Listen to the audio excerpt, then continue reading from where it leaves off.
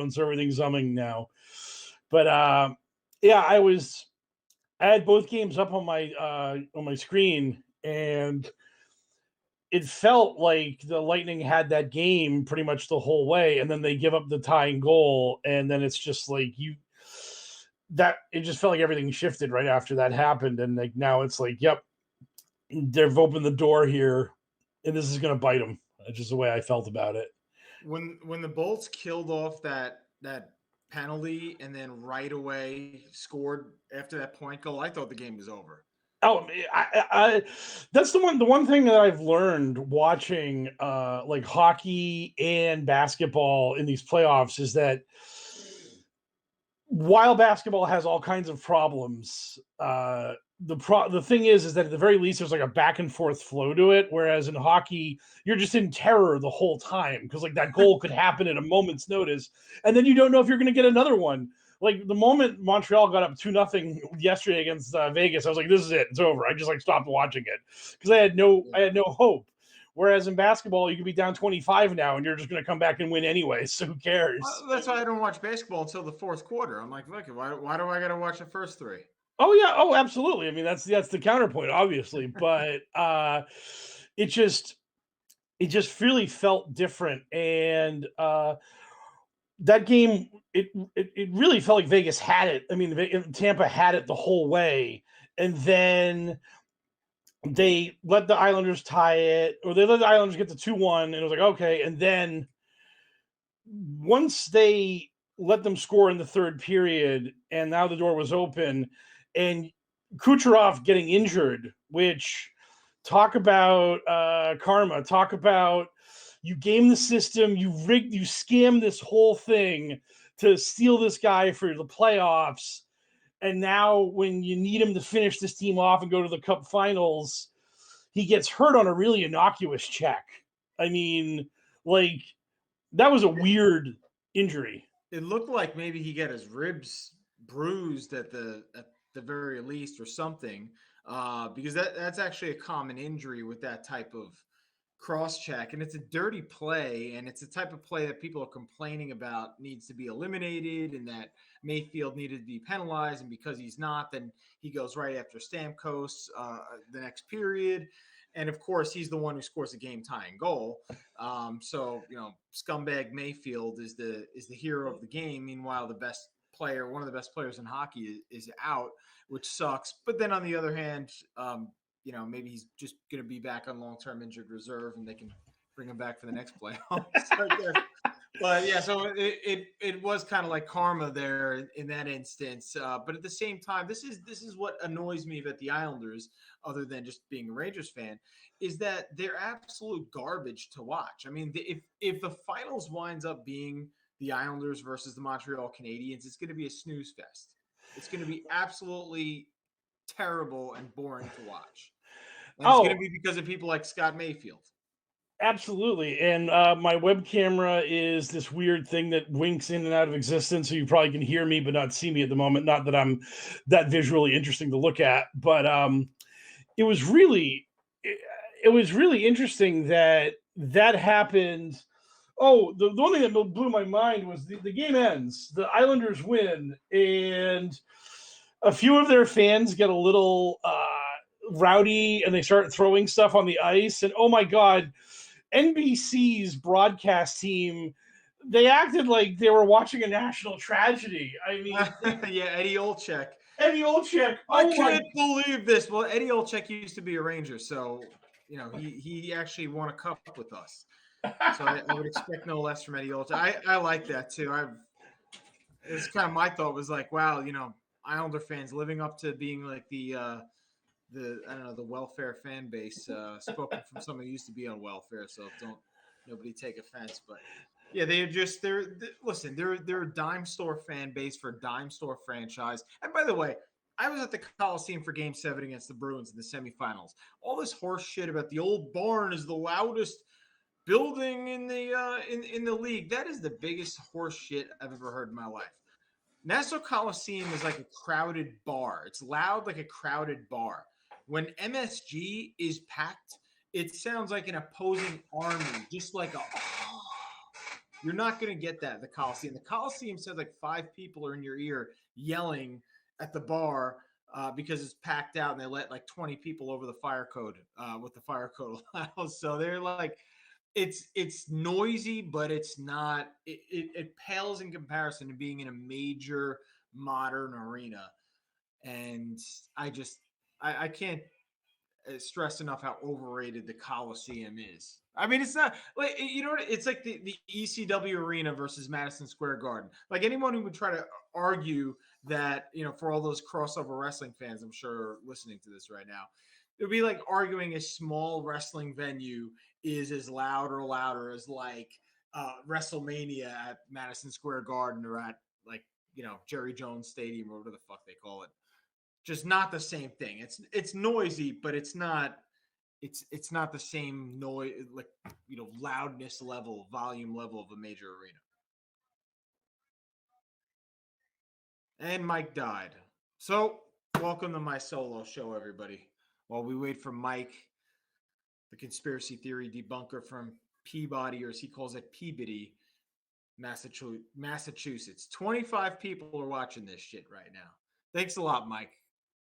Fucking abandoning me. Oh, he's calling right now. Let's see what Mike has to say. Mike, I have you live. Yeah, my microphone decided to drop dead along with my webcam. So when I plugged it back in, it didn't turn it back on. So it's great. Nice. So your mic died, my mic died, my webcam died. This is going great. Nice. We have 25 people watching. Got my son on here. This is just a disaster right now. So this is what they're gonna watch.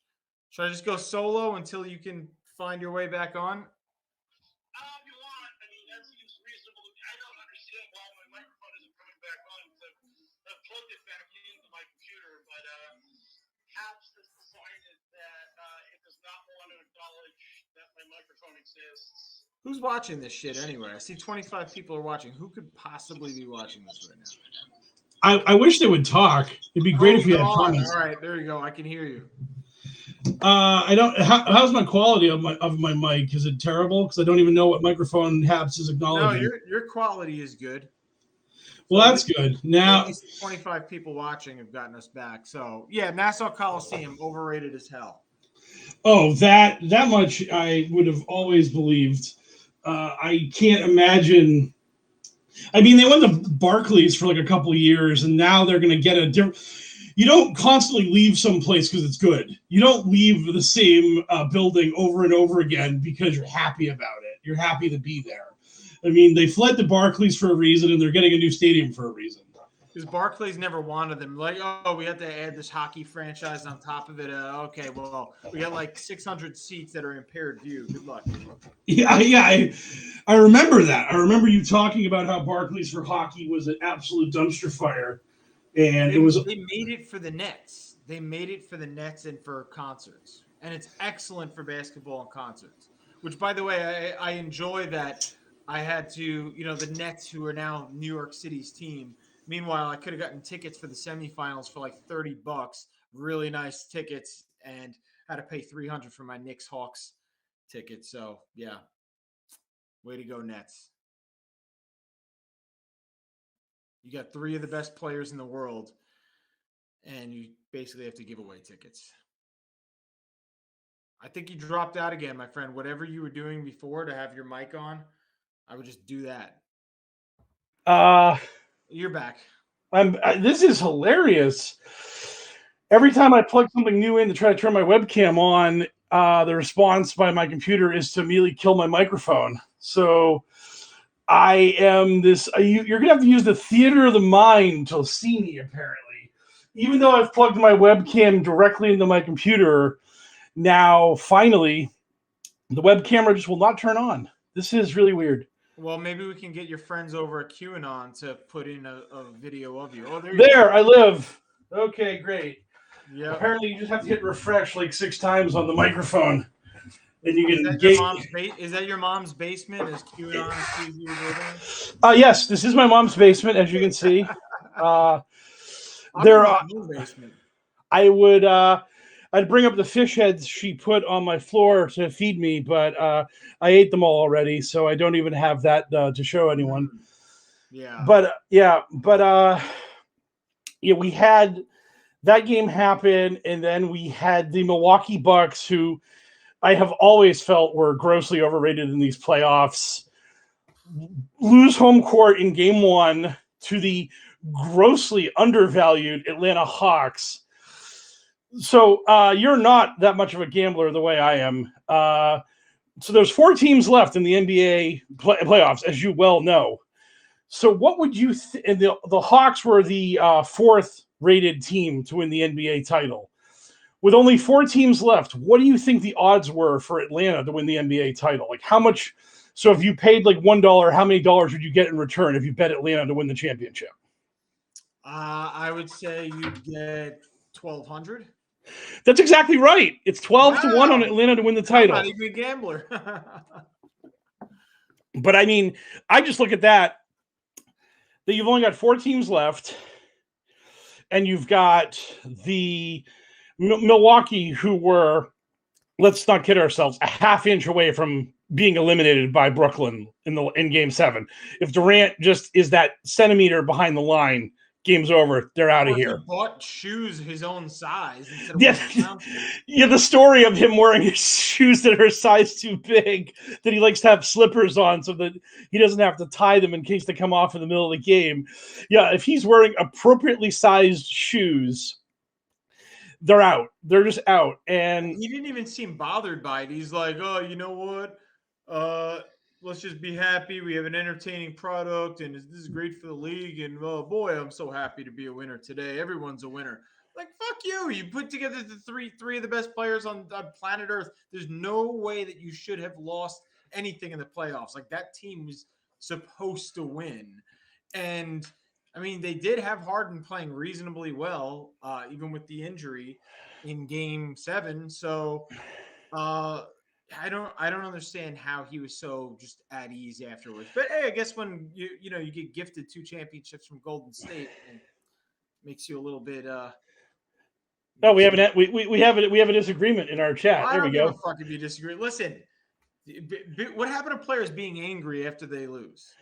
Or like Giannis, all right, so yeah, I'll give Giannis credit. He came back and the Bucks, they won and everything. But after the Bucks blew that game, it was Game 5.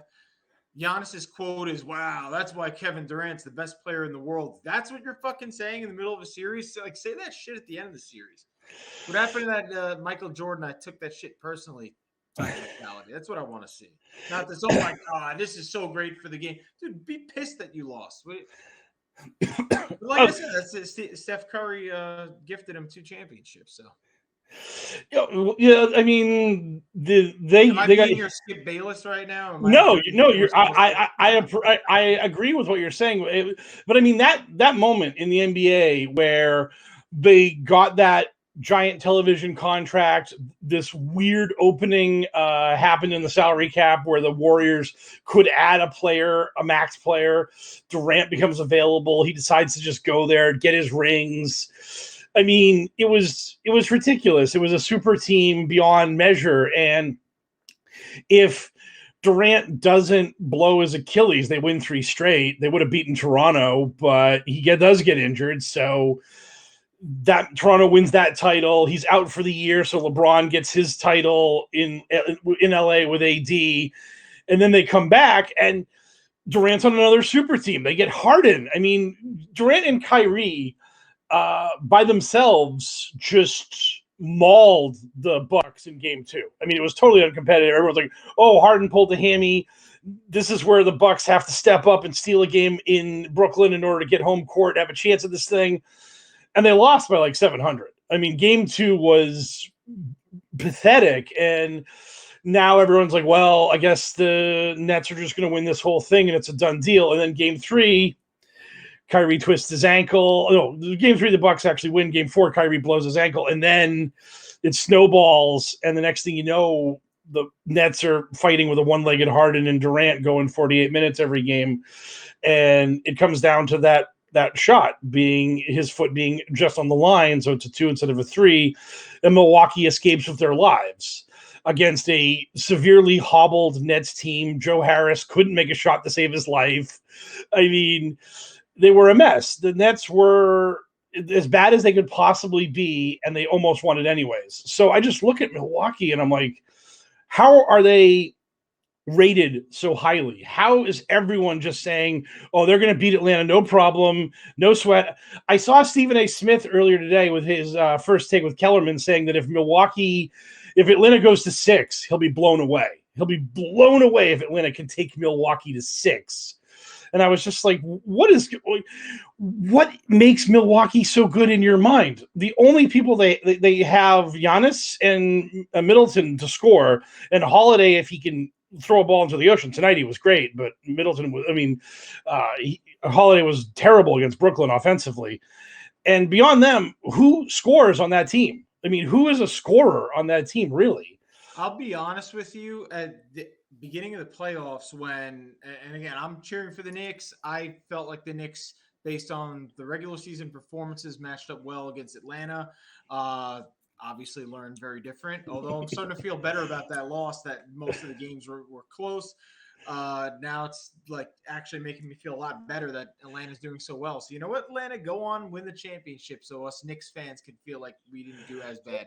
But at the outset of the playoffs, I was thinking, like, if the Knicks could get through Atlanta, what second round matchup do I think, out of all the great teams that you'd have to meet, possibly in the second round, who do I think the Knicks would match up with the best? This is like right before the seedings were figured out. And I have to be honest, my hope was that the Knicks would have beaten Atlanta and then run into Milwaukee somehow. Now, I wouldn't have expected to beat them, but if I had to convince myself, okay, the Knicks are going to pull an upset, what team would they have the best chance at? Between Philly, Brooklyn, and Milwaukee, and I know I'm missing one team. Miami. Miami's but Miami got rolled by Milwaukee. Not so much Miami. I guess it was just, since we were the 4 seed. So yeah, out of just those top 3, just Brooklyn, Philly, and Milwaukee, like, who could I see the Knicks possibly getting an upset over? The only team I could really conceivably see it with was Milwaukee. And it was because and the Knicks, I believe, had routed them during the regular season with Giannis in the lineup. And again, that's regular season, but I don't. If I'm another elite team, I don't fear the Milwaukee Bucks. First of all, Budenholzer is an overrated coach. I don't think Budenholzer overrated. I think everyone realizes that Budenholzer is the guy, like, in a way. I think the best way I can think of him is he's like Claude Julien, except Julien managed to have Tim Thomas get him a cup once.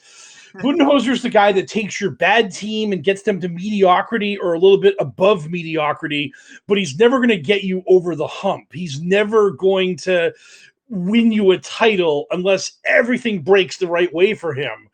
And I mean, it was really funny. I mean, I don't know how poisoned by Twitter you are, but there is the political. What'd you say? Oh yeah, but the political commentator guy, the horse whisperer, he's a Knicks fan, and I guess he had some love for the Sixers, so he's been angry at the Hawks for beating his 2 teams. So in the middle of the game, he said something to the effect of, Milwaukee ain't the Knicks, like the Hawk and the Sixers. Ben Simmons fell apart. He's a bum. So, but today, Milwaukee is when the Hawks are going to get a cold dose of reality about who they are in the NBA pecking order. And I told the horse, I was like, dude, I'll take Atlanta with the points every game. Like, you give me, because this game, guess what the line was, Mr. Not Gambler? What was the line on Atlanta versus Milwaukee tonight? How much was Milwaukee favored by? I would say you have plus 1,000. No, the points, the point spread. Points. Yeah. Favored by 12. Oh no!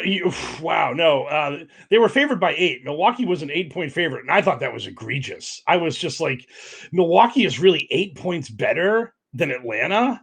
That is a lot of points, and I would have taken Atlanta all day on that spot, and then what was really funny, so after making that statement, the next thing, suddenly the horse's timeline is all, Chris Middleton can't shoot, Coach Bud is terrible. And I'm just like, welcome to being a Milwaukee Buck fan. You didn't know that Coach Bud's a dumpster fire? You didn't know this guy has killed his team year after year in the playoffs? I mean, Yeah, I mean he's like the White Doc Rivers. oh, yeah. I mean, it's really maybe not quite as bad as Doc has some epic collapses. the stats on Doc and blowing playoff leads and being a shit show is truly the stuff of legend. But I mean, you have this guy who just has this team and he cannot figure out what to do with them.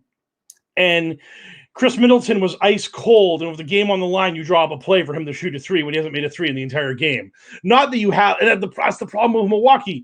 Are you going to give that shot to Drew Holiday, who was bad all Brooklyn series? I mean, he was good tonight, but that's the problem with that team, is that you can't give the ball to Giannis down 2 or 3 with 5 seconds left and expect him to tie it or win it. Because if he catches it and there's even the other team has like a moment to react, they can foul him and make him shoot 2 foul shots, and he probably won't make both of them. So, like, when your best player isn't your closer, that is a problem. That's why Shaq needed Kobe to help win all those titles with the Lakers, and that's why he needed D-Wade when he won his title with the Heat. Like, when the other team can hack your name here at the end of the game, that's something that is a huge liability for your team. Well, and also not as bad when it comes to free throws, but like LeBron needed D-Wade also for those big shots. There was a long time where LeBron was criticized for not taking the final shot in games. Oh, absolutely. Yeah. It wasn't until he went back to Cleveland where he became seen as like the late shot maker. Yeah. Well, I mean, that's he hit the shot to make it a 4-point game against San Antonio in Game 7. Everyone just remembers the Ray Allen corner 3 that saved their asses in Game 6. You're right, but I mean, at least in those first couple of finals. Oh yeah, especially until they lost to Dallas, he was. Yeah. He got torched for Dallas, and then OKC. It really didn't even matter. They just rolled OKC in those finals. There was never a moment where you needed a clutch shot at the end of the game for LeBron to get a ring against OKC, and then against the Spurs, the first time, all anyone remembers is the Ray Allen shot. They don't remember that when Duncan missed the bunny, and then the Heat went down the court and LeBron hit the mid-range to make it a 4-point game, and then they ran away with it and won. I only remember that mostly because I thought after the Spurs lost that Game 6 that Miami was going to win Game 7 by 1,000,000. The spread on that game was like 5. I put all this money on Miami, and it was a 4-point game the whole way. I was going to lose that bet all day. And then Miami went up 4, and the Spurs missed a shot. And they fouled a couple times. Miami ended up winning by 8. I won a bet I had no right winning. I should have absolutely lost that money. Slap ass writes, the Bucks didn't plan for the Hawks. They knew they had to go through the Nets, so they had some form of a game plan, but they know what to do now. Shut down Trae as much as you can. I believe they will succeed. I think the Bucks are the better team. Look, I don't think they just learned tonight that shutting down Trae Young is the key to beating the Hawks. I mean, everybody is knowing that's the key to beating the Hawks. The issue, though, is that the Hawks have a really good team, and I think what surprised people about the Hawks is not Trae Young, because everyone knows Trae Young can beat you by himself. I think what surprised people is the Hawks' defense, and that was the first thing that the Knicks were surprised by, because we were supposed to be the team that shut them down, that it was offense versus defense. Well, it turns out their defense had another 2 gears to it. And that is what's really surprised people. And they just did a great job. I mean, Trae was even defending Giannis at parts and doing well with it, which is amazing. I just think Trae Young right now is having the best playoffs of anybody. I think Kawhi was until the injury. But Trae, followed by Devin Booker, I think is by far having the best playoffs of any player right now. And he's just at the point, honestly, he reminds me of young Reggie Miller. Like he can single-handedly beat you, and he's got good pieces around him. John Collins is a really good player. And they have scoring. If Bogdanovich was healthy, I'd be all over Atlanta to win this series. But Gallo can make shots. Bogey, if he's healthy, can make shots. Capella and Collins are good interior scorers. I mean, this is a team. They just have more scoring than than the Bucks. I think the Bucks have more talent. They're the deserved favorite. The Bucks probably win this series. I would not argue otherwise. But what I would say is that if you're looking at these games, and Vegas put out the line immediately after this game was over, and Milwaukee is again an 8-point favorite in game 2. They've changed nothing. Game 1 meant nothing to the books. It was an aberration. Milwaukee's going to roll them and probably win by double digits in game 2, according to the odds makers. So I just think that I would have bet Atlanta +8 tonight. I would bet Atlanta +8 game 2, and whatever because Atlanta is going to go home for game 3, the line will probably be Atlanta. Atlanta will probably be like a 4-point dog or a 5-point dog. I'd just bet Atlanta over the points every game, and I would think that would be a winning bet over the majority of the series, because I just don't see Milwaukee running away from this team. I don't think they have enough offense to beat Atlanta by double digits consistently. And as you said, Atlanta has enough defense to trade punches with these guys and to make these games competitive. And I think that, I feel like if you said what's going to happen, gun to my head, I would say like Milwaukee in 7. I feel like this was going to be a rock fight between these two teams. And in the end, Atlanta's going to have some cold shooting nights, or something's going to happen. The one thing that was driving me out of my mind was Trae Young taking all those like 35-footers in the fourth quarter, when it was like, dude, just drive to the basket and throw that teardrop up. It's undefendable. They have no answer to that teardrop. He's a showman. He really is. And the thing about Trae is that he's not that efficient of a player. Like, he's had a lot of games in these playoffs where he's missing a ton of shots. And that's the thing that's really killed teams in Atlanta, is that when Trae Young is not making shots, they're still finding ways to get baskets in there. And that's what's killed people. Like that killed the Knicks against them at times. It definitely killed the Sixers. He was terrible in game 7, and they still beat the Sixers in Philly. I mean, if you told a Sixers fan that Trae Young is going to have a terrible shooting night in Philadelphia in game 7, they'd have bet their house on the Sixers winning that game. They would have. And then Herder just comes out and does his Reggie Miller impression and just puts up almost 30 points. And let's be honest about the Hawks. People for a few years now have said they're an up-and-coming team. They have a lot of great young talent. It's just nobody expected them to make this sort of run this year. I'll be honest, going into the series, yeah, I felt Milwaukee would win, but I definitely thought that Atlanta had a chance to win. Like, I did not see this as that like disparate of a that big of a difference between the two. And now that Atlanta has won game 1 on such a great performance by Trae, I do wonder, does Trae need to have performances like this for them to beat Milwaukee or not? I don't know. Is Milwaukee capable of winning 2 games in a row against this team right now? I don't know. I don't think. Was Philly up at one point 2 games to 0 on the Hawks? No, the game 1 was the game where Atlanta was up 1,000,000 and then almost blew the lead and held on and won game 1. And then Philly rolled them, got control of the series again. And then it was Philadelphia blowing lead after lead after lead. And Philadelphia lost 3 games on home. They lost game 1, game 5, and game 7. They lost 3 games at home to the Hawks. I'm so disgusted. Do you realize that the Knicks, with Julius Randle playing like shit, almost had a 2-0 series lead on Atlanta? Like, I was at game 1, and the Knicks were 1 shot away from winning. That was Trae Young's floater there cost me $500. I had a 4-leg parlay, 3 legs in. All I needed was the Knicks to hang on and win that game, and that Trae Young teardrop cost me my money. That was because I had bought the hype on the Knicks, and the thing is that line in that game had gone from Atlanta -1 to the Knicks -1 to Atlanta -1. And the last time it swung, I'm like, I'm taking the point. I'm taking the Knicks. Let's do this. And they lose by 2. They lose by 2 on that floater by Trae Young. And I'm like, no! Why did I even touch this game? So that was. He's going to have trouble with the new rules, though, that they're putting in. Like, oh, yeah. That's going to be very it's going to be very interesting to see how tight they are on that. Gizzy Baby asks, who should you put money on? Right now, again, Atlanta, obviously, there's still what's the money line on it now? Well, Atlanta to win the NBA title, it just dropped. Obviously, the current odds. So, okay, Mr. Non-Gambler, the 4 teams. What do you think the odds to win the NBA title are? Starting with Phoenix.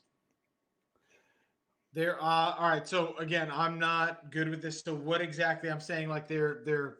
You bet $1 on the Phoenix Suns to win the NBA title. How many dollars do you get back? I'm gonna say that they are plus 600.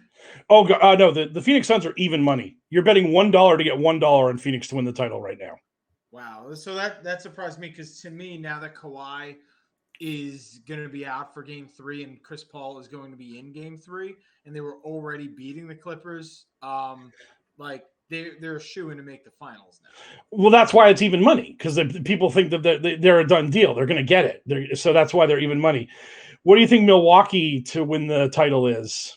Yeah, and I just revealed my stupidity right there. Milwaukee to win the title. With all the hype around them, although this has to change now after Game 1, I guess they would be like 300 to 400. Plus 140. So you're getting $1.4 on a $1 bet on the Milwaukee. I don't see how people could look at the Suns and look at Milwaukee and actually think that Milwaukee, the Suns haven't lost a game since Game 1, I think. Right? No, they went to 6 against LA, I believe. So, but haven't they won 9 in a row or 8? Yeah, they swept the Nuggets and they're up 2 on that. So it's either 8 or 9 in a row. But yeah, once AD blew out his groin, they haven't lost since then. They have not lost. They're killing teams. Like they're absolutely murdering teams, and they're doing it without Chris Paul at times. And let's be honest, Chris Paul has not been healthy in a lot of those games. I mean, and it's going to be good for him to have this COVID timeout, as it were. He's going to come back having rested these 2 games. So now I told you the Atlanta Hawks were plus 1,200 before they won this game. How much did that drop their odds, you think? I would say that they're probably at even money or just below. Oh no, they're 7.5 to 1. Hawks are plus 750 to Sap Ass 76.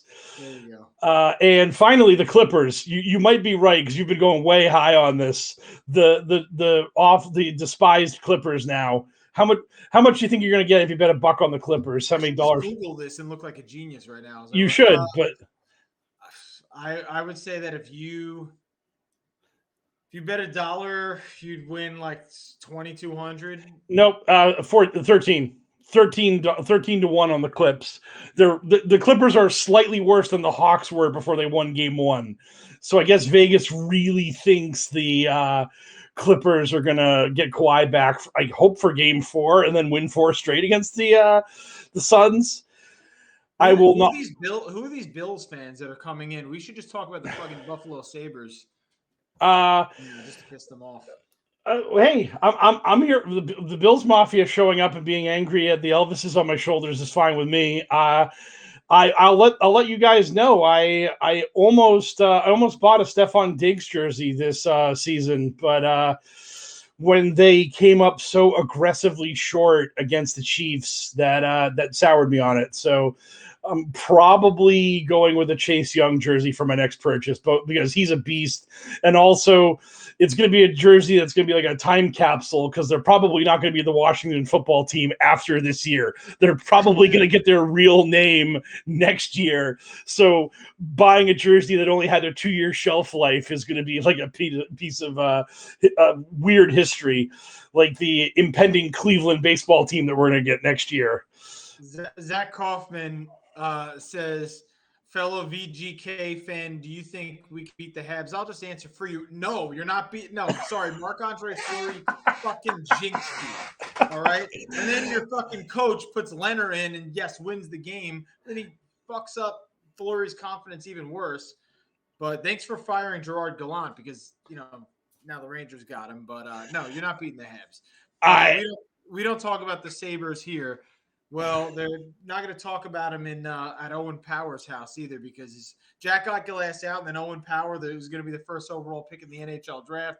The Sabres got the pick. He looks at that and goes, yeah, I think I'm going back to fucking college for 3 more years. Oh, what a fucking mess, man. I would just trade for like picks 5 drafts from now and just say fuck it. Be the it, process on steroids. yeah, I have no faith in Vegas right now. It's really amazing to me how the Knights went from being this really happy story of a team having early success and how exciting that was to now watching them and being just like, God damn it, this is the McNabb Reed Philadelphia Eagles. Just deep playoff runs with no payoff, losing to inferior teams. Last year, after they beat Vancouver, I just kind of chalked up Vancouver to being fluky. They had the hot goalie, but Vegas figured him out. They won the game. Dallas was a cupcake. We'll see Tampa in the finals. And the next thing I know, Hudobin, who was the backup for the Bruins, and I'm from Boston, so I know this, Hudobin is stoning them, and Dallas, who is a nothing team, goes to the finals and then gets smoked by Tampa. And I'm just like, how did they lose to those bums? How did they lose to the Dallas Stars, who didn't even make the playoffs this year? This bum star team goes to the finals with a horseshoe up their butt.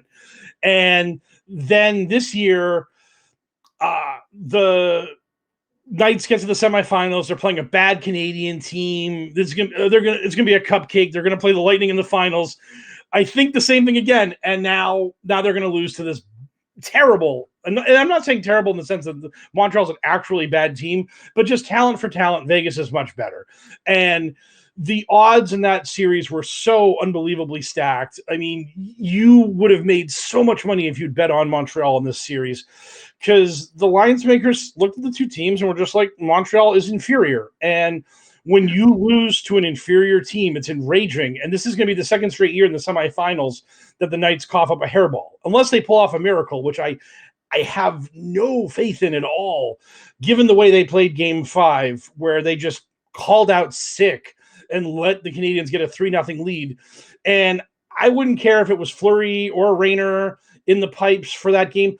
All three of the goals the Montreal scored were clean. They had the shooter had all the ice in the world in front of him, picked his spot, bing, bang, boom, back of the net. Vegas is just giving these guys everything they want, and they can't get any production. Their power play is dead, just like against Dallas last year. Yeah, totally dead. Their power play is I don't know that I've seen in years a power play this bad in the playoffs. Mark Stone is not scoring. That's a big problem because he's your best player. He's your best offensive player too. It's good that Max Pacioretty, who we used to joke and call Max Patio Ready, because that's what he was every playoffs. He was in the fucking patio. But he's scoring at least. Given that, I think Pietrangelo has done a hell of a job. And I do love that you compared the Vegas Knights to the Philadelphia Eagles. I'd like to explain to any Eagles fans listening, any of those long-suffering Eagles fans that finally got a Super Bowl a couple of years ago, what that was. So there's this team, right, that's only been around for 3 years that made the Stanley Cup Finals its first year and has been great every year. And we're saying that team is like your team. So just, it's like well, they've been around 4 years. They made it to the Cup Finals once, which is the Super Bowl. First fucking year in the league. first year in the league, they make the Cup Finals, which was basically when the Eagles lost to the Patriots in that Super Bowl. Yeah. Which is like they basically are pulling a reverse McNabb Reed Eagles, where they make the bowl the first time around, and then they don't make it back, and they just make deep runs and blow it every single time. And so. After that, then the next year, they're about to beat the Sharks and go to the conference finals. They get a bum call because there's a lot of blood on the ice and it looked bad, when really the guy fell down awkwardly and hit his head. It wasn't malicious. They get a 5-minute major, which sucked, but you got to kill it. You're up 3. You can't give up 4 goals on a power play, even if it's a 5-minute major. The Knights come completely unraveled, give up 4 goals, end up going to overtime, lose to the Sharks. Then the next year, as I previously stated, they make it to the semifinals, play a bad Stars team, get crushed. And then this year they make it to the semifinals I have a Canadians fan who's an anti-QAnon person that I talk to a lot, and I'm giving him all this shit because I'm so confident Vegas is going to roll the Canadians. And now he's about to dunk on me. He is about to just laugh in my face that this Canadian team that I had no respect for is going to win in 6. And I mean, I feel like Game 6 is going to be uncompetitive. I feel like I'm going to just watch it because I'm a masochist and I need pain. And Vegas is going to be down 3-0 in the third period. I'm going to be like, yeah, that's about right. That's about how this is going to work. And I really, in a way, sadistically want Vegas to have like 2-1 in shots. I want it to be like 22-11 and they're down 3-0 because they're just like throwing all this crap from the outside of the perimeter and they just give up breakaways and actual premium scoring opportunities to the Canadians on the back end. Like and then now, and also another little comparison we can make here from football to hockey is, are the Lightning now going to be the Kansas City Chiefs with this injury? Is Kucherov going out going to turn them into that decimated offensive line that the Buccaneers exploited to crush them and win the bowl? Is Kucherov going out going to make this Game 7 way more dicey? And even if Tampa wins that, what are they going to look like in the finals? I mean, this can be really interesting to see what happens now, because, I mean, again, after Game 5, 8-0, the Islanders don't even show up. And you probably figure Tampa's just going to roll them in Game 6 and move on. And the next thing we know, Kucherov's injured in like the first 5 minutes. It's a dogfight. Tampa Bay should win it. And then they give up the goal to tie it. And then they get run off the ice in overtime. It was like 90 seconds into overtime. I texted you when overtime started. I'm like, this is going to go 3 OTs. We're going to start this stream at 2 a.m. And then literally after I hit send, the puck's in the back of the net and it's over and the Islanders are celebrating. And it's like, oh, you gotta be kidding me. And was I the only one watching on that tying goal that didn't think Vasilevsky played it right? I mean, they're talking about, oh my God, it was the perfect shot. I disagree. Your goalie is like 6'8" or whatever the fuck Vasilevsky is, and he's on his knees early, by the way, and the whole top corner of the net is open.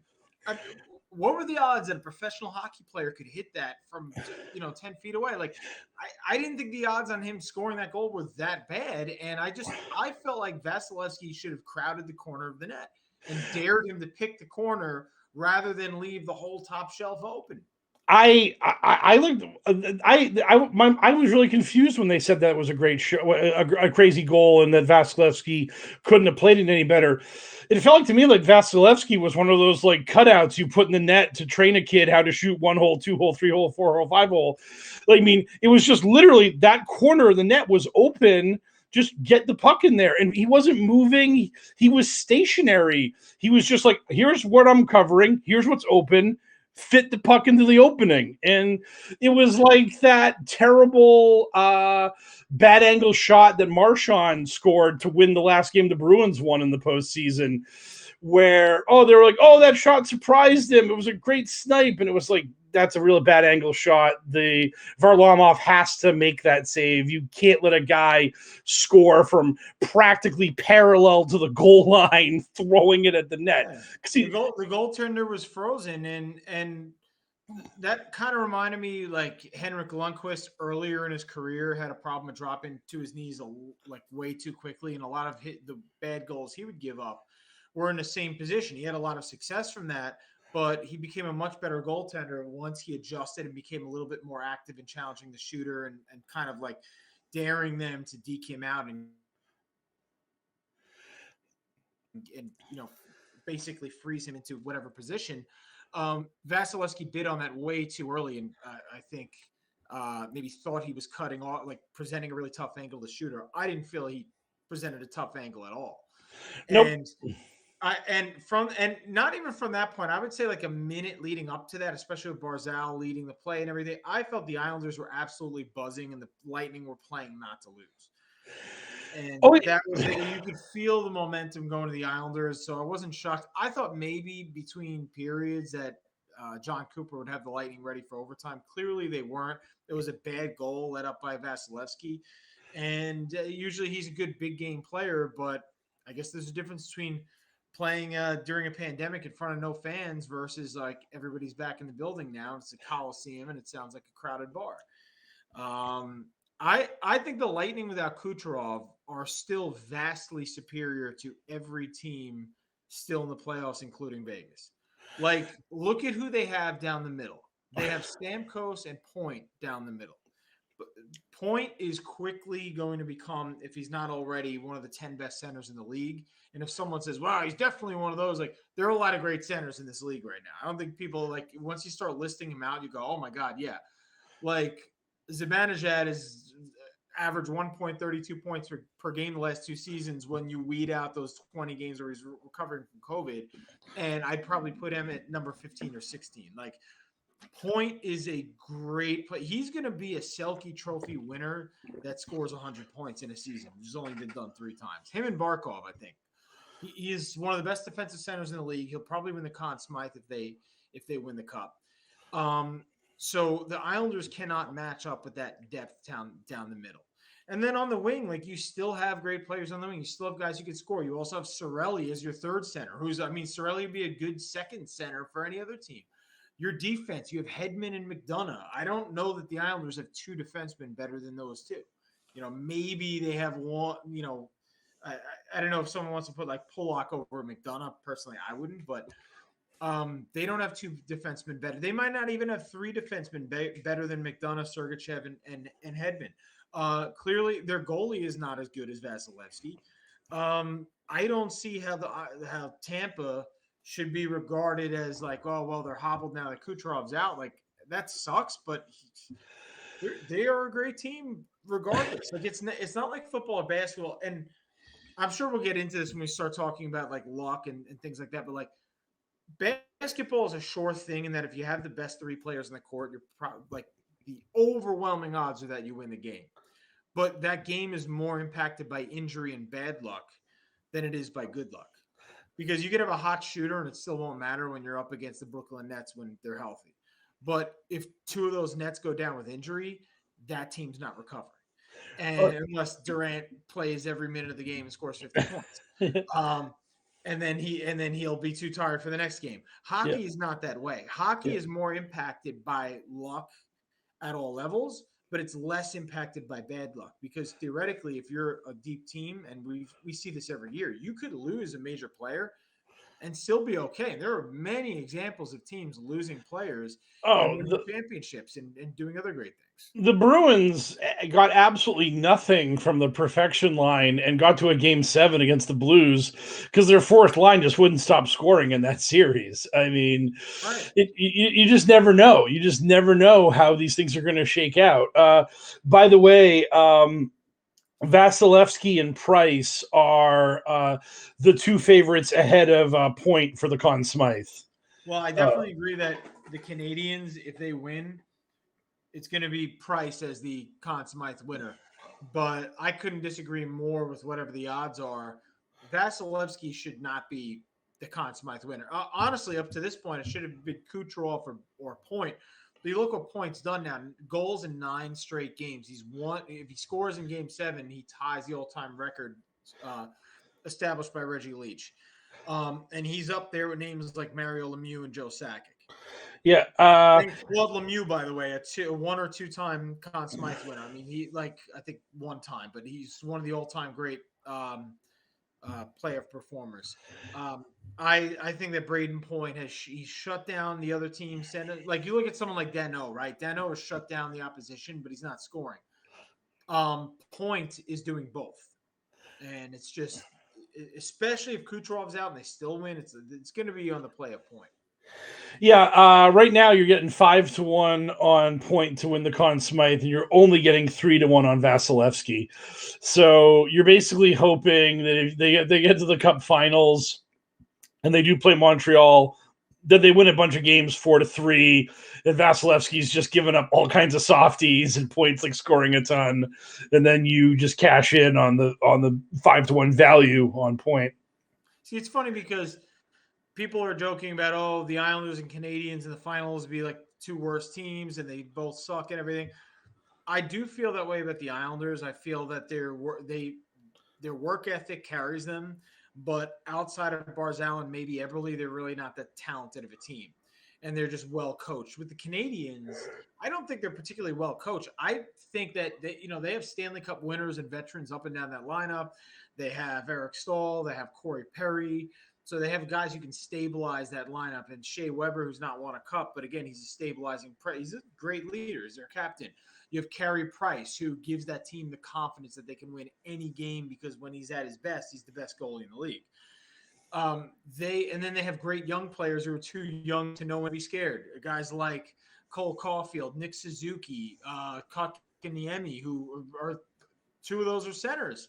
Dano, who's playing for his next contract because he turned down the offer the Canadians gave him.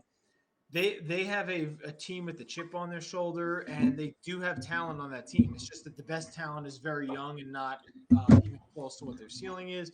Some of the older talent people think are washed up, but of course in playoff time they can really shine.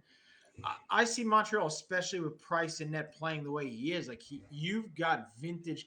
This is not Carey Price the last few years. This is Carey Price who won the league MVP.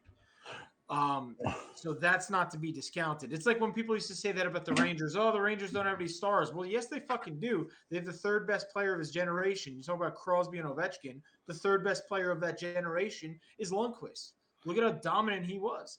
And he was the star that carried them. So that's the answer. Like, do they have stars? Yes, they have one in goal. Carey Price is their star in goal, and he's carrying them. And they have weapons up and down that lineup. They have one of the best defensive centers in the league in Deno.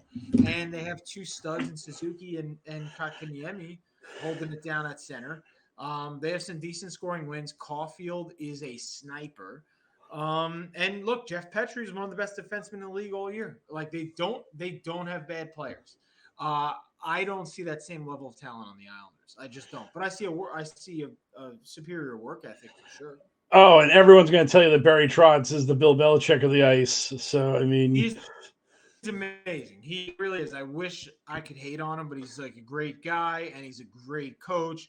I'm just looking forward to the day when the Islanders, and it'll be soon, are in cap hell and they don't have any prospects coming up and that team is just going to be fucking destroyed and all their free agents are going to leave because every other team overrates their free agents and will pay them double what they're worth just to get them on the team, and they will be back in the basement of the league. So spoken like a true Rangers fan. Yeah. The one thing I was going to say, shifting back to the basketball, and by the way, yes, Herbert is better than Mac Jones or Cam Newton. My God, it is incredible how the Chargers ended up with that kid and accidentally ended up playing him because their doctor tried to kill Tyrod Taylor. That's just like the most ridiculous thing. And then their coach was like, well, we're going to give Tyrod the job back once his lung heals up. We can't like screw him over that way. And then the next thing you know, Herbert's just so good. They have to leave Tyrod on the bench. They can't bring him back. And now if you're the Raiders and the Broncos, I mean, life sucks for you because you've got Mahomes and Hibbert in that division for the next decade. And you've got Drew Lock and the Carr brother at quarterback. You are so outgunned at the position that matters in the NFL. If you're the Broncos or the Raiders, you're screwed. You are screwed for the foreseeable future in that division. Enjoy going 6-11 or whatever it is that your lot in life is going to be if you're those two teams. But what I was going to say is that for the NBA right now, these four teams, you've got to win the title. I mean, the Nets, obviously, if they were healthy, probably would have won the whole thing. If the Lakers were healthy, they probably would have made a much deeper run than they did. They would have given Phoenix a lot more of a challenge. It would have gone to at least 7 if the Lakers don't outright win it. Murray in Denver tore his ACL. Klay Thompson blew out his Achilles, hobbling Golden State for another year. You just have so many good players that didn't make the playoffs, didn't play the season, or got hurt. The Suns now get Kawhi with a bum knee, and they're going to get Chris Paul back for Game 3, and probably Kawhi won't be back. So, I mean, even the Clippers, like, even they have to be like aggravated if they don't win it this year. I mean, especially because they had game 2 and then they have Boogie not covering the inbound pass in the proper position. Why is he standing directly in front of Jay Crowder instead of at the angle to prevent that alley-oop pass? Do they really think he's going to throw it to a guy that's going to try to put up a 3 with 0.9 seconds left when they're down 1? They don't think the alley-oop is the play there. I mean, but these teams, this is the red carpet. It's laid out for them. And if they don't win it this year, next year, I promise you, when the odds come out, Brooklyn is going to be as close to an even money favorite as there could be. I mean, it's going to be really Brooklyn's going to be like the number 1 favorite, and probably the Lakers are going to be the number 2 favorite. 2 teams that aren't in the Final Four. And Brooklyn will probably be the favorite for the next, I'd say, 2 years after this. Then you might start worrying about Harden and Durant getting a little too old. And, I mean, Kyrie might just fall off the edge of the flat earth. I mean, who knows with that guy, but I give him 1 more year. I said this at the beginning of the season, too. The Brooklyn Nets have 2 seasons before those prima donnas fucking start bickering and fighting and someone wants to leave. That team, and look, they're going to win the championship unless they're not healthy. They weren't healthy this year. And I think part of that, and it's not just them, it's like every team in the league. This shit where like all of a sudden NBA stars go, oh, you know, the whole key is that like we're just going to miss half the season. And, you know, when we do play, we're going to play a different style than in the playoffs. And then we'll all just come back for the playoffs and be totally different. I think that leads to injuries, honestly. Like these players just picking and choosing when they're going to play, and then suddenly they're going to go from, you know, playing 30 games in a season to ramping it up and playing 40 minutes a game in the playoffs. Like, you're going to get injured doing that shit. I mean, look at Damian Lillard. He's fine every year, and he's, you know, I don't think he's been injured as a result of playing the season and then in the playoffs.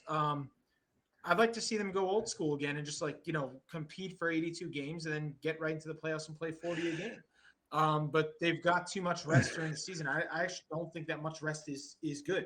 It is if you've got injuries, but if you're just like taking off time in anticipation of playing big minutes in the playoffs, like, I don't know, especially if you're older and you know, have a hamstring issue, like, you know, you're going to pull something, you're going to get injured. I don't know. It seems like not a good idea. And the Nets, it was concerning that they had maybe 10 games that all 3 of them played together during the season. It seemed like they were taking, this whole culture of, what's their name for it in the NBA? They're you know, load management. Load management. There you go. They're taking it to a level that it just had not been taken to, and that perhaps is a little extreme.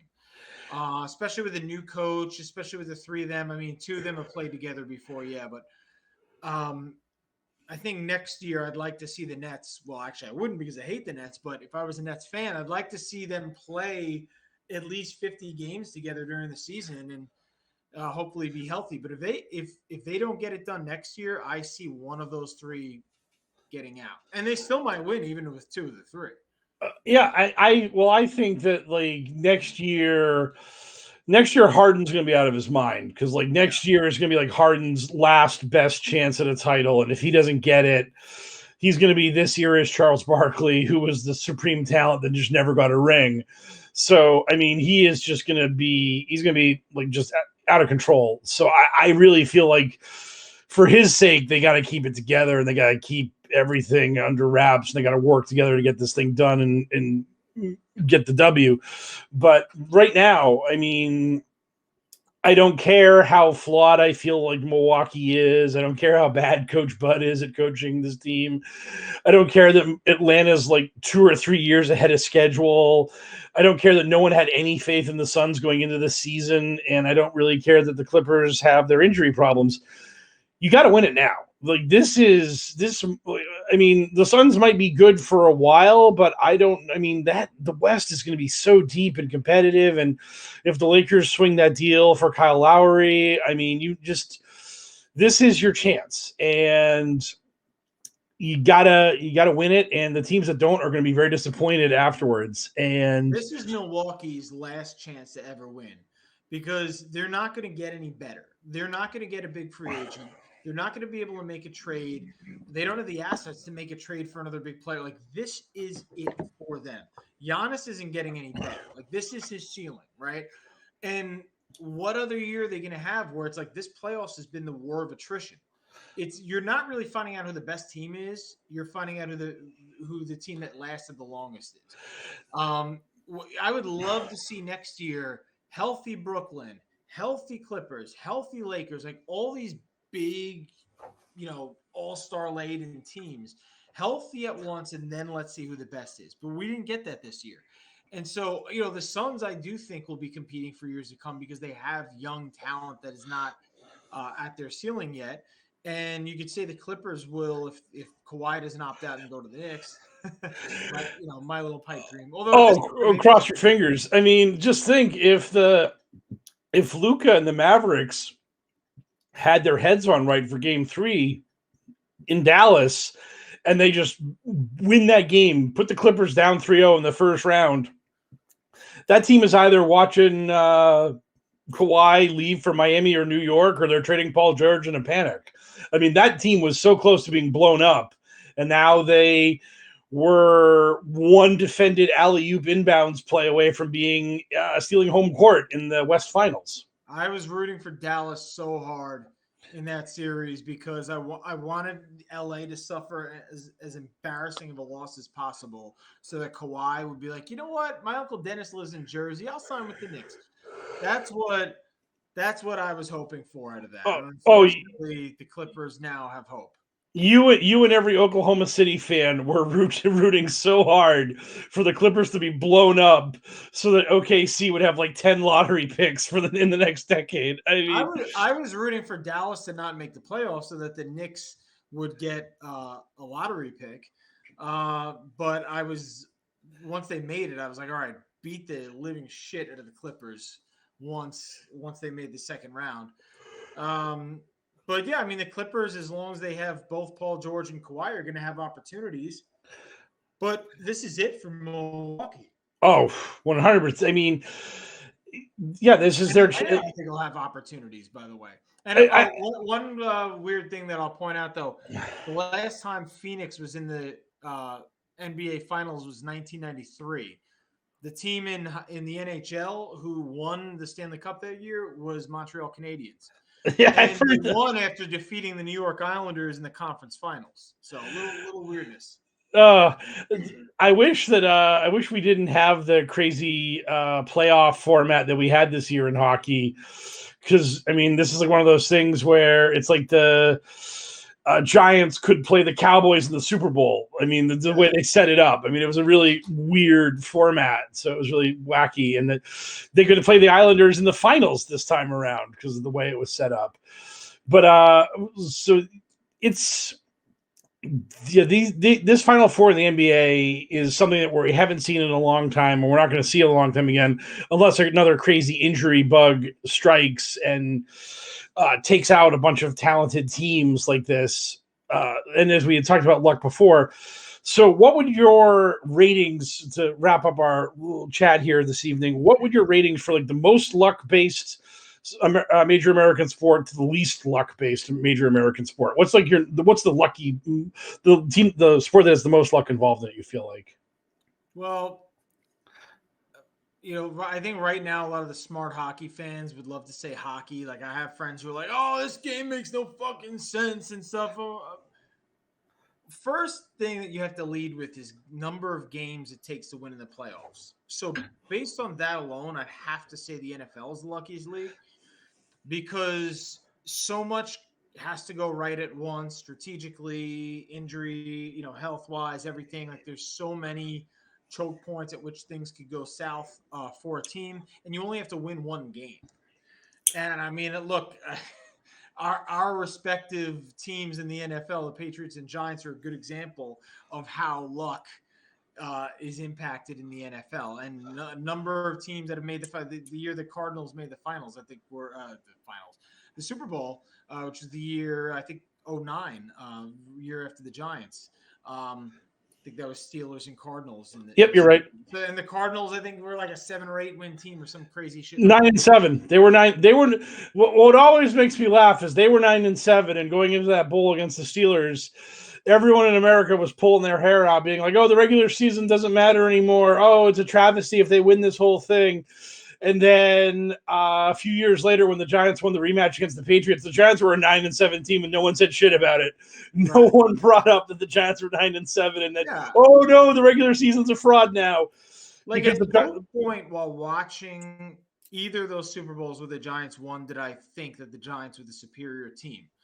I just felt like, all right, in this moment, we're the superior team. Oh, I would assume that you were going to say hockey was number 2 for luck, but No, actually, so here's where I'm going with this. So the NFL pure, and again, the NFL, if it was, and you couldn't do this because of health and everything, but if the NFL was like best of 7 series, I would say that it's the least impacted by luck. But that's not the case. So I have to put them number 1 because it's 16 games and you only have to win 1 game to advance in the playoffs. So I have to put them number 1 as luck. I would say the least impacted by luck is baseball because of the long playoff format, although now that's kind of changed a little bit because of the play-in game or whatever, the wild card. But it's 162 games, so if you make the playoffs, you really were that good. And baseball is so, and this is why baseball's been ruined by advanced stats and analytics, because you literally can game out who the best teams are and what like the likely 4 top teams are going to be, and it's usually going to be that way, unless for injuries. So like baseball, I feel like is so predictable now that it's made it boring. Not that you could always predict who's going to win in the playoffs. Like, still anything could happen in any playoffs. But like, you can look at the game and reasonably understand what's going to happen based on analytics. Hockey, I would say basketball is the next least impacted by luck, but I think it's the most impacted by bad luck. So basketball, I believe until last year, it was like the Heat and the Rockets, or I'm sorry, the Heat and the Knicks were like the only 2 teams in the last 25, 30 years to make the finals as an 8th seed. And usually every year a top 3 seed wins. Like that's as sure things get. But again, it's only 5 players on the court. Your best players play for over 30 minutes a game, 35 minutes a game. And we know teams with star power win. I mean, basketball is the most predictable, not so much in terms of play to play, because of shooting luck and all of that. And the game has a flow to it that baseball doesn't have, or even football doesn't have. But because of who's on the roster and the impact of stars, it is the least impacted by luck. But because 2 or 3 players can impact the entire game, it's the most impacted by bad luck. So an injury can wipe out a team's chances. 1 player goes down, that's it. They have no chance to win. That doesn't really happen in hockey unless it's like a goaltender. Hockey is impacted by luck, but I think when people look at hockey and look at the advanced stats and say, wow, this team is a very strong possession team. How are they losing to a team like the Montreal Canadiens, et cetera, et cetera? They are mistaking not being able to measure a lot of what goes on in the game because of how fast it is and how free flowing and how 1 player can impact 2 others on the ice at one time in such a quick span, and how they can be impacted by 3 other players on the ice in that same span. So it makes it much harder to track and predict based on advanced stats, but that doesn't mean that it's more impacted by luck. Shooting and save percentage obviously are the most luck impacted stats, and those 2 stats might be the 2 things that impact games the most. But hockey is so strategic in its strategy on the fly, and 2 players can't win you a championship. Like, you couldn't just sign. All right, I'll give you an example. The 2 best players in hockey both play on the same fucking team. Connor McDavid and Leon Draisaitl both play for a team that was swept by the goddamn Winnipeg Jets, who were then swept by the fucking Montreal shit-ass Canadiens. So much for having superstars on the team. you're telling me like the two best players, I don't know who the two best players in basketball are. Probably Kevin Durant and like Steph Curry or whoever. Maybe it's Durant and Harden. I don't know. You put them both on a team, like you know they're going to the finals if they're fucking healthy. Like they already are on a team together, and health was the only reason they didn't make it. Yeah, you pair Giannis with a healthy LeBron, like they're going to the fucking finals. That doesn't happen in hockey. You can't just put together the two best players. Like it doesn't work that way. So I would say hockey is very much impacted by luck, but not as much as what people think. So my final rankings would be most impacted by luck, the NFL. Second most impacted by luck, and it's a distant second, is hockey. Third would be probably basketball, only because of the injury bug, but it's one of those weird things where it could be very predictable or unpredictable based on injury.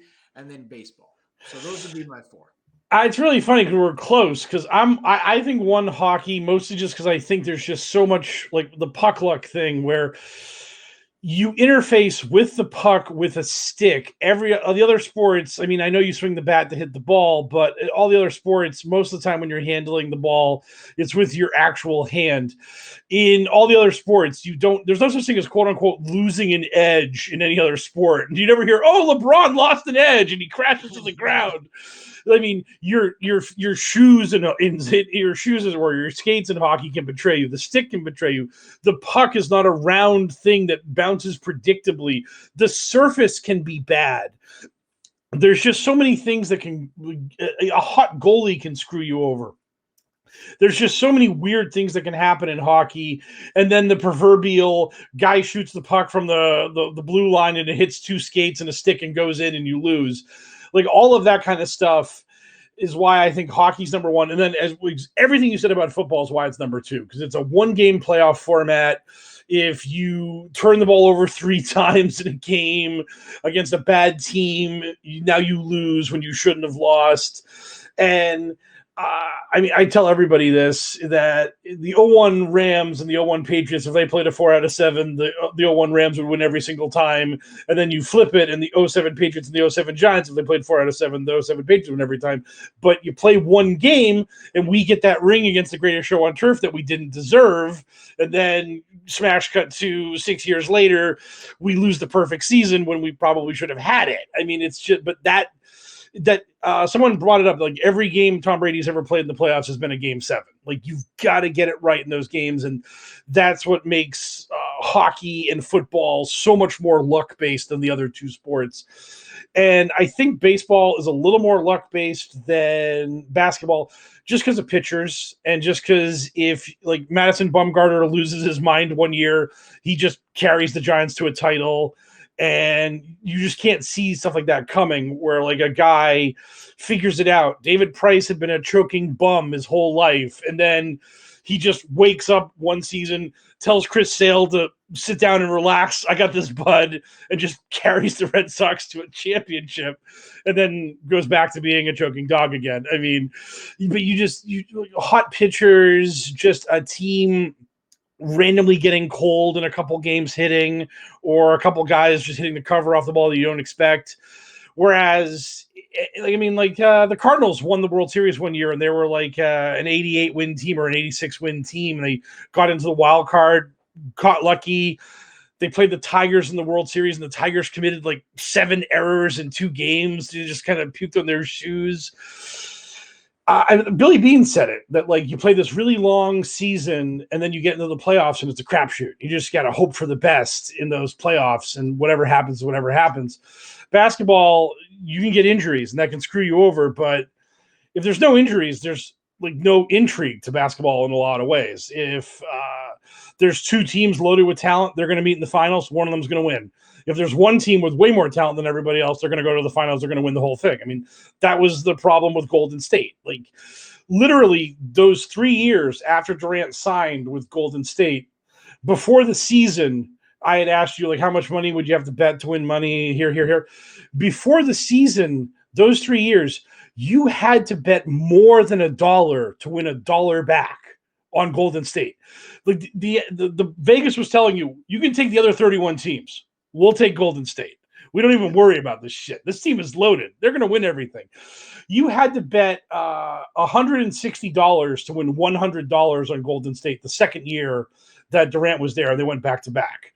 I forget what it was the third season, and that was the season you would have lost because that was when Durant blew his Achilles, and then Klay Thompson tore his ACL and all that stuff. Well, But I'll say this as far as luck in hockey.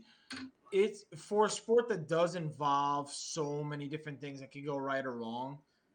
And I would say part of that is also because hockey demands a level of intensity out of you and a level of perfection where like it's not like in basketball where you can have a bad quarter and it's fine. Like you can't have whole shifts where you take off. Like hockey demands so much, and again, you're playing it. There's a feel for the game, like that teammates like really need to have a feel for each other almost more than in any other sport because it's flowing at such a fast pace.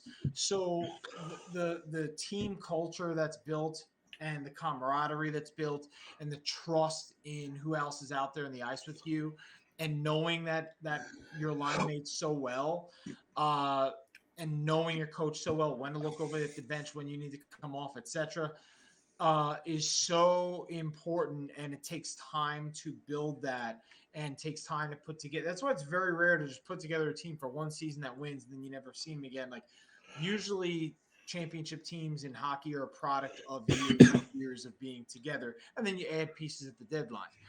But I'd say that for a team that for a sport that does involve a lot of different like scenarios of luck, if you look at who's actually won the Stanley Cup, it's pretty stable. Like there aren't that many Stanley Cup winners in the last 12 years. I would actually say the most lucky, surprising team to win it, probably since I'd have to go back a long time to think of like who the last true lucky winner was.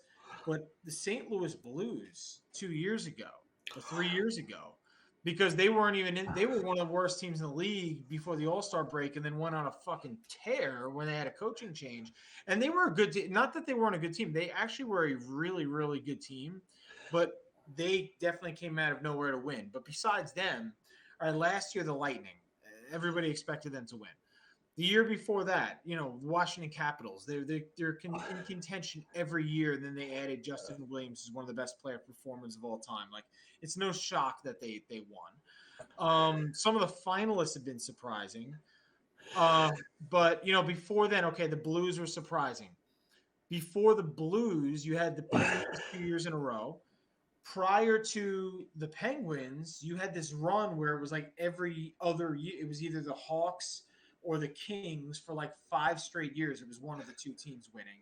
Before that, the Bruins, who were a perennial contender. And you had the Red Wings and Penguins, a couple of times each. Like it's pretty stable with teams as of late. And then you go back to the '90s. It was always the Avalanche, the Red Wings, the Stars, and the Devils dominating for years. So again, you have teams that make runs to the finals, but you still have to win a best of 7. You got to do it 4 times. And the teams that you put together. The problem in hockey, though, is that your expectations based on the regular season don't always match up to the playoffs because the playoffs things don't get called as much, so it is a rougher brand of hockey. The pressure on a team to be in sync with one another is twice as much because of the intensity, because of the managing the emotions in the game. I feel is so much more important in hockey than in almost any other sport. Maybe basketball as well, and that's because of the speed of play. That's I would associate that with the speed of play. So it's just there's so much that has to go right, true, but it's also a product of how well you've built the culture around your team. And teams with good cultures do go far, and it lends to better results on the ice because you're in sync most of the time. So that's I think with hockey and in hockey you get instances where like really really talented teams don't even make the goddamn playoffs. Like that's been the Oilers' problem for so many years. They're like talented teams like the Maple Leafs that just choke every year. At some point, that's not even luck. That's just them not having a good team put together. And I know Tavares was injured, but again, this is every year with them. Yeah. Oh, the only thing I would say is that the President's Cup is like a kiss of death. If you're the best regular season team, you never win in the playoffs. And I agree entirely. I just feel like the Blues and the Bruins, that Stanley Cup Finals, was two teams that just got gifted soft paths to the finals directly. They avoided scary teams. The Bruins didn't have to play the Penguins. I don't think they had to play the Capitals. They got the Hurricanes, who they just own always. The Blues managed to avoid Vegas because that was the year that Vegas got that 5-minute major. They got the Sharks through, and then they took care of business there. But and that was the year the Lightning got swept by the Blue Jackets. That was I feel like the Lightning should be going for a three-peat right now. I mean, it blows my mind that happened. And you just have you just have that kind of thing where a good team wins the cup most years, but a lot of times I just don't feel like it's the best team. Like when the Capitals beat the Lightning and then smashed Vegas in the finals, I was blown away by the fact that the Capitals won that thing. I forget who Vegas beat in the semifinals that year, but I honestly felt like the Capitals were the fourth best team, and then they overcome the Lightning, win game 6 and 7, and then they play Vegas, and they're just better. They're just way better than Vegas, and they just truck them. And I'm like, oh, it goes to show what I know. Capitals were the better team. Well, another stat to keep in mind is that, and I haven't tracked this the last few years, so I don't know if this has changed any, but for a while it was like from 2005, 2006, all the way through probably 2017, 18. So again, I don't know how it's been the last couple of years. But no team has even advanced to the Stanley Cup final that did not have a team Corsi for percentage of over 50%. So that, basically what that means in plain English is a team that's a possession driving team. And that's kind of been the thing where when people say, oh, how come the best teams in the regular season aren't doing as well in the playoffs? A lot of it is because the luck carried them through in the regular season, and then they didn't have the luck in the playoffs. So a lot of times, it's not so much that lucky teams win the playoffs, is that unlucky teams, when getting to be in best of 7 series, where like what you think should happen actually does happen. And again, this is not happening this year with the Habs or Islanders, but those teams that were unlucky during the season because they just didn't have hot shooting or hot goaltending, but they play a solid possession driving game. A lot of times those teams do show up in the playoffs as long as they have the right locker room, the right, a roster that's ready for the grind of the playoffs mentally and physically. They will do better in the playoffs because they are possession driving teams. Great example of that is like Nashville Predators a few years ago against the Penguins. Oh, I was so mad when the Penguins beat Nashville. I was rooting for them so hard. That had been so much fun. To me, I played them every game, and it was just the goaltending that was the difference. So in that way, actually, I felt that the Penguins got lucky, even though they weren't a lucky team, generally speaking. Or like the Blues. One thing about the Blues winning that year, even though they did come from behind to win it all, they were a possession driving team. The Bruins every year are an elite possession driving team. So those teams tend to do well. Now, the other reason why you see a lot of times luck happen in the earlier rounds of the playoffs is that because of the way that the NHL playoff seeds their playoffs now, the best teams oftentimes are knocking each other out early. And you're going to see that more, especially with this format, not the pandemic format, but just the format that they switched to a couple of years ago. You're going to see great teams knocking each other out in the second round. And that's what really sucks. If you want to know how ridiculous that is, what you just said, going into the second round this year, Colorado and Vegas were the two co-favorites to win the Stanley Cup, and they had to play in the second round. I mean, this pandemic setup, yeah, you ended up getting what was basically the Cup Finals, according to the lines makers, in the second round. I mean, and everyone was putting the Cup, everyone was giving Colorado the Cup, especially after they blew the doors off of Vegas in Game 1 and then won Game 2. And it was like, yep, this is it. There's no problem. And then they lose 4 straight and they're gone. And everyone's wondering what kind of changes Colorado is going to make, because I bet that, I mean, if the Lightning win the cup, they'll probably be the favorite by the odds makers. But if Montreal or the Islanders win the cup, I think that probably Colorado will be the first favorite to win the cup next year, according to the line when it comes out in the preseason. I mean, Vegas might be the favorite if they win it, but again, I can't even say those words without throwing up in my mouth because, God, Fleury, that choking dog, and this team. If Vegas doesn't win this year, I could see them making a big play for Jack Eichel. So if those Buffalo fans are still awake and listening to us, this is the part where you get to cry over Jack Eichel, and I'm sure he'll be traded for fucking peanuts. Actually, I'm gonna make a prediction right now. I think Jack Eichel is going to be traded to the Minnesota Wild, and part of that is because Kirill Kaprizov is in Russia right now making a play, like basically threatening to go to the KHL if he doesn't get a certain amount of money and proper assurances from the Minnesota Wild about getting an elite center. Now, I know you like that reference there. So there's nothing more important than getting your proper assurances. Yes. And his proper assurances are get me a fucking center who can play the game of hockey. Now they do have a stud prospect that's getting over some, serious COVID-related injury named Marco Rossi, but Rossi's not really ready yet. So I think acquiring somebody like Jack Eichel and dangling Rossi, especially if he's like seen as kind of damaged goods, would be something, because I don't think that they're going to get a prospect of that caliber. Like, people starting to think the Ducks are the favorites to get Eichel, but like a lot of people are basing that on the assumption that Trevor Zegras, who's like the top prospect in hockey, is going to get part of that deal.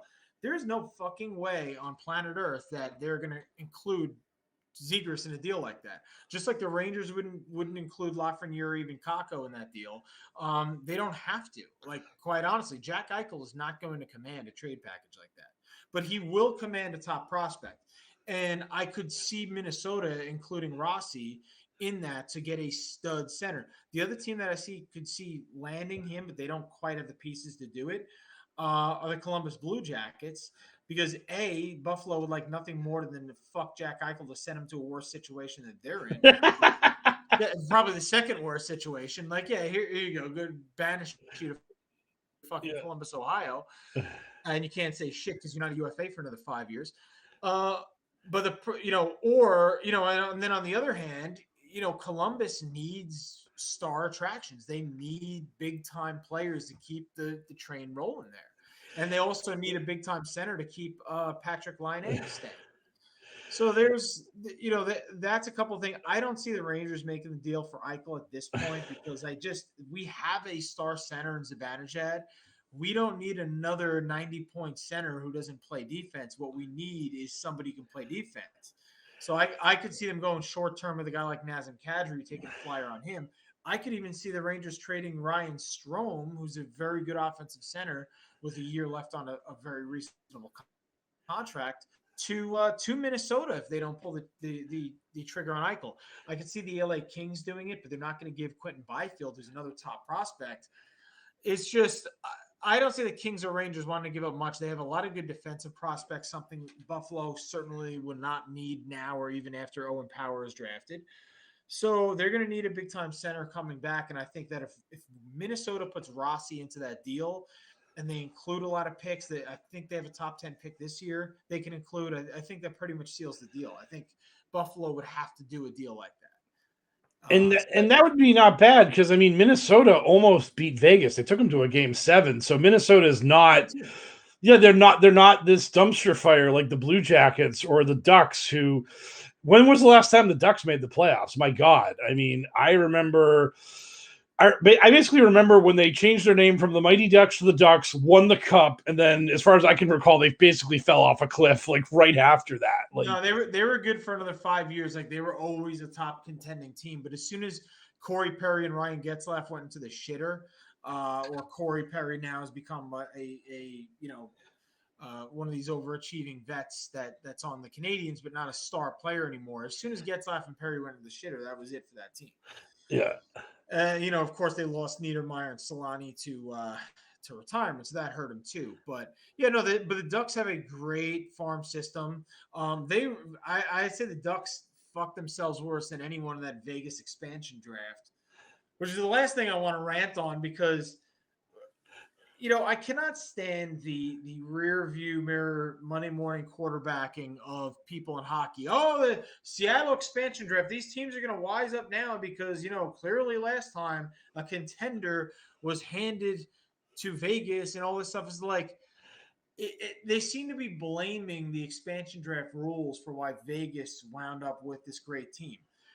Everybody picked once Vegas had selected their team. Everybody was picking Vegas to be the worst team in the league that year. Nobody saw this coming. The expansion draft rules didn't make Vegas great. What made them great was that they acquired players who went from being okay to decent to suddenly hitting a ceiling of like top line player. They became great because Marchessault, who was pretty good in Florida, became really, really fucking good in Vegas. They became great because Carlson for Columbus, who was okay, went to Vegas and shot 22% on the year and scored 40 goals and became a top line center. So they had like two top centers, like, right away. Like many players had career years that year for Vegas, but they also built a solid roster around them. So I get that they were smart in how they built their team, but the main thing was that they targeted players who nobody expected to make the leaps that they did. And good on them for doing it. But that's more to the credit of their GM and their scouting staff than, to any, because of any expansion draft rules. I mean, it wasn't like these teams had to give them excellent players based on the rules. Most of the players that Vegas got were players that, a lot of those players, the team that they selected it from asked them to take that player. They were like, hey, we're going to put this guy out there and we're going to put this other guy out there. Don't take the other guy. If you don't take the other guy, we'll hook you up. Take this one. This is the guy we want you to take.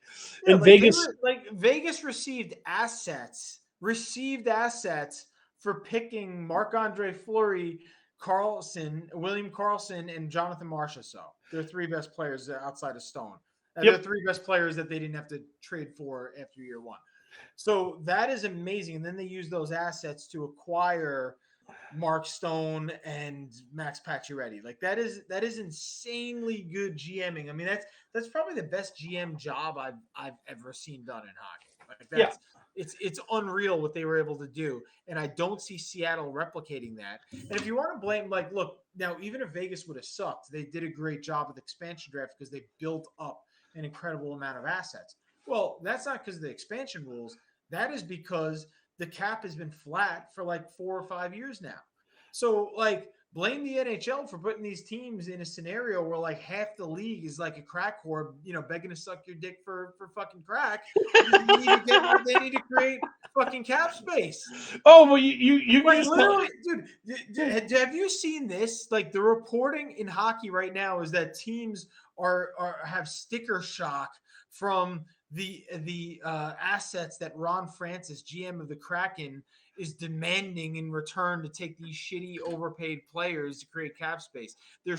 What he's demanding is way too much. It's like, of course, because you're fucking desperate. You sign these horrible contracts, and now you're coming to him, and everyone thinks Seattle's going to be the dumping ground of bad contracts. And he's like, yeah, I want all your first-round picks for the next 3 years, and I dare you to say no to me. Like, fuck you. Right. You need me to be this dumping ground for your bad contracts. So I need It's like what the Celtics just did to get rid of Kemba Walker. We had to give Oklahoma City draft picks to take back Horford. I mean, we shaved $20 million off of our total. Our cap with one of the worst contracts in the NBA, taking back the bad Al Horford contract. But this is what happens when you sign people to bad deals. The Kraken don't have to take your bad contract if they don't want to. You have to put a bunch of people up. You can't just put one guy up for the Kraken to take.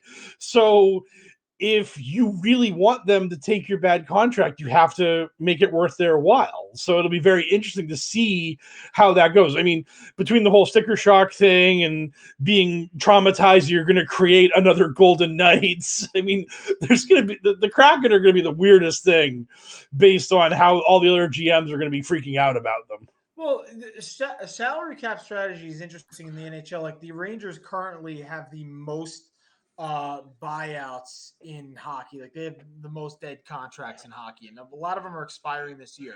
But like the Rangers have done stupid things like buying out Kevin Shattenkirk so they can go acquire Jacob Trouba to an even worse contract so that he could be a second pairing defenseman, which is okay. Like I Trouba's fine. And then fans like, oh, now we got to get rid of Trouba's contract. Like, no, we don't.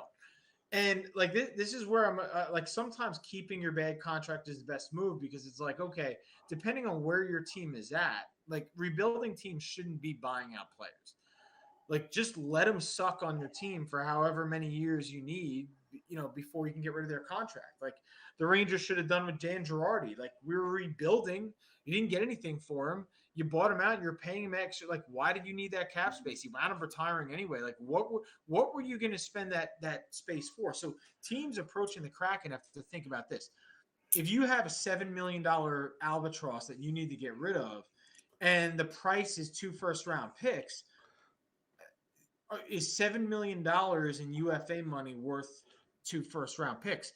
Well, it depends. Where is your team at? How are you going to use that $7 million? Is there a player out there that you think you're going to need it, or are there 3 players you're going to sign for that money, or re-sign for that money that giving up those first rounders is worth it? I would argue that if you're a team with a bad contract, but you don't necessarily need that cap space, or those picks are not worth losing the player that you're going to lose to free agency because you haven't made that cap space. I would say like those first round picks are incredibly valuable. Just keep them, lose whatever player you're going to lose, and don't worry about it because you weren't going to win the cup anyway.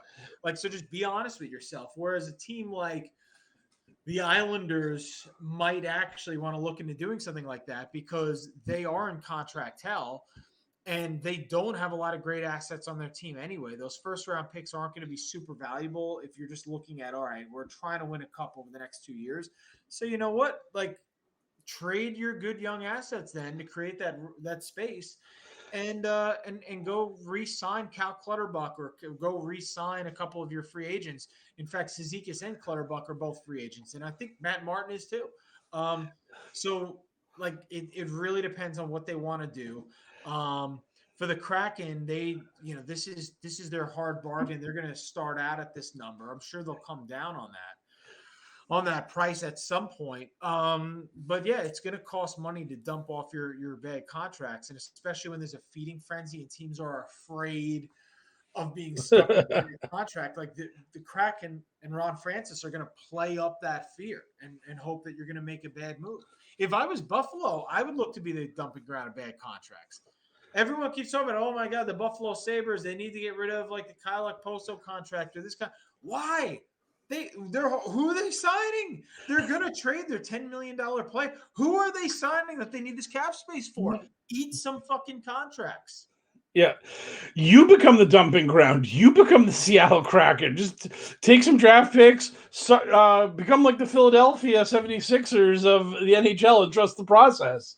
Just accept that you're going to be bad for a few years and just roll with it. Don't panic and try to dump these people for no good reason. It's pointless. Also, why trade Jack Eichel? He's under contract for 5 more years. Like, why are you not waiting until he solves his neck injury, forcing him to play on threat of suspension, and let him play his value back up?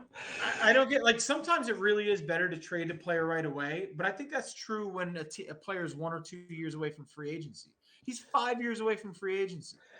Well, that's why Buffalo's a shit show. I mean, what are you going to do about it? Also, last thing I'm going to say with Buffalo. So apparently this franchise, all the reports are that, that trade is coming within days and they're hot to get rid of Jack Eichel and all this and all this stuff. And everybody accepts that Kevin Adams, the GM of Buffalo, is like the worst GM next to Jim Benning in hockey. That's the Vancouver GM. So let me get this straight. You're gonna entrust this guy who had Eichel and had Rasmus Dahlin, or has all these assets that he's royally fucked up. That Casey Middlestead was the best prospect in hockey for a while. He's been a slow starter. Dahlin doesn't even look like the best defenseman from his own draft class. Jack Eichel wants out. Owen Power, who's destined to go to Buffalo, is now saying he wants to stay in college. So this GM that totally fucked everything up, he's supposed to be this grand rebuild that was going to get you to the Cup Finals. Now you're going to trust him to trade your top asset in Jack Eichel and manage the assets you get in return for him. Why the fuck are you not firing him, getting competent management, and saying, okay, now you guys figure out what to do with this team? This guy's probably going to be out of a job in another year or two, and he gets to make the Jack Eichel trade.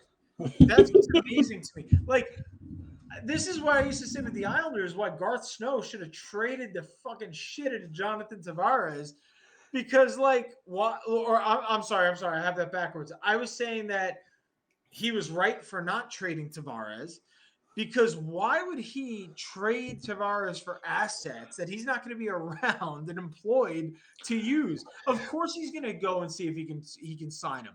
Of course, he didn't get to even be around for that decision, but he wrote it out as quickly as possible because his incentive was all in the win now. Like, if I can't hold on to Tavares, I lose my job. Therefore, I'm not trading Tavares. The Islanders should have fired Garth Snow and acquired Lou Lamoriello, if they could have, or somebody prior to see if they could have traded Tavares and gotten something back for him. But I don't know. I mean, it's some people actually might do what's best for the team. No, Mike Massfield. Nobody who's going to be employed for another year or two is going to – you tell me if you're working at fucking Staples or wherever you work, and Staples says, like, all right, so you're going to be in charge of managing our budget, and we want you to try to manage the best budget that'll make us good in 10 years as a company. Or you can just manage the budget in a way that's going to make us do really well for the next 2 years. What are you going to do? You're going to set them up to be successful for like the 8 years after you're gone? Or are you going to set them up to be really good right the fuck now so you can get a good contract extension? And they'll be shitty in 10 years, but at least you'll be making your money. Dude, nobody in sports who thinks that their job might not be safe in 1 or 2 years is going to manage their team to be good for 10 years.